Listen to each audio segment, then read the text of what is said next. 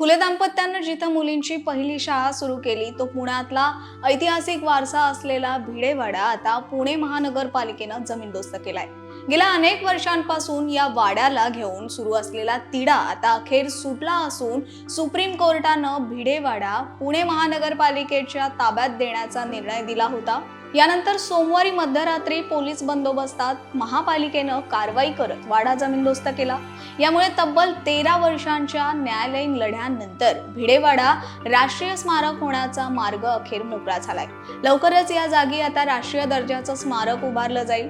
पण या भिडेवाड्याचे मूळ मालक कोण होते माहितीये का?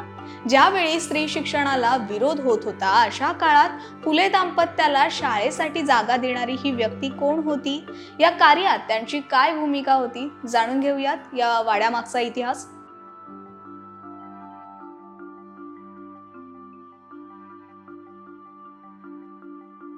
पुण्यातल्या दगडूशेठ हलवाई गणपती मंदिराजवळच हा भिडेवाडा आहे, जो इतक्या वर्षांपासून दुरावस्थेतच होता। ज्या वाड्यात स्त्री शिक्षणाचं बीज रोवलं गेलं, स्त्रिया शिकल्या, आपल्या पायांवर उभ्या राहिल्या, शिवाय याच वाड्याच्या अंगणातून अनेक सामाजिक चळवळी सुरू झाल्या।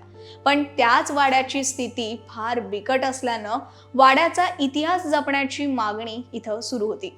ज्या अभिमानानं आपण सावित्रीबाई फुले आणि महात्मा ज्योतिराव फुले यांची नावं घेतो, त्याच भावनेनं त्यांनी सुरू केलेल्या या पहिल्या शाळेच्या वास्तूचं राष्ट्रीय स्मारकात रूपांतर व्हावं अशी मागणी मुलींची पहिली शाळा सार्वजनिक स्मारक समितीच्या वतीनं समोर आली होती। तसे या वाड्याला राष्ट्रीय स्मारक घोषित करण्यासाठी आजवर अनेक प्रयत्न झाले, पण त्यासाठी 2023 सालच उजाडावं लागलं। या वाड्या संदर्भातला हायकोर्टातला खटला हा पुणे महापालिका आणि राज्य सरकारनं जिंकला। त्यामुळेच आता लवकरच या शाळेचं स्मारकात रूपांतर होईल। पण या वाड्याला भिडेवाडा असं का म्हणतात आणि मुलींच्या शाळेसाठी जागा देणारी ही व्यक्ती कोण होती पाहूयात। 1 जानेवारी 1848 साली बुधवार पेठ परिसरातल्या या वाड्यात फुले दाम्पत्यानं पहिल्यांदाच मुलींसाठी शाळा सुरू केली। ज्या जागेत ही शाळा सुरू झाली त्या जागेचे मालक हे तात्याराव भिडे होते।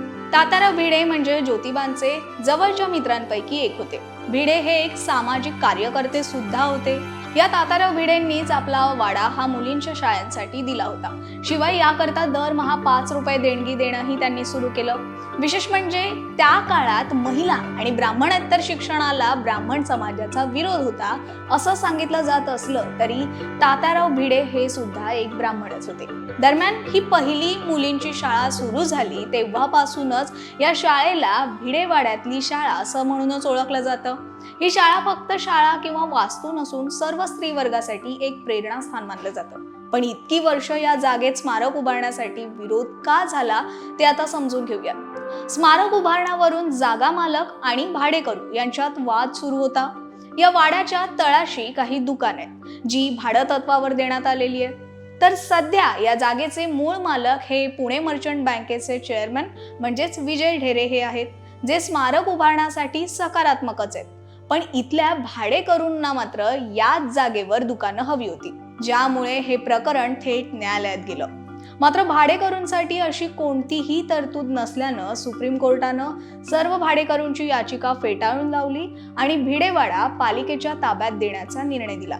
त्यामुळे आता लवकरच भिडेवाड्यात राष्ट्रीय स्मारक उभारलं जाईल।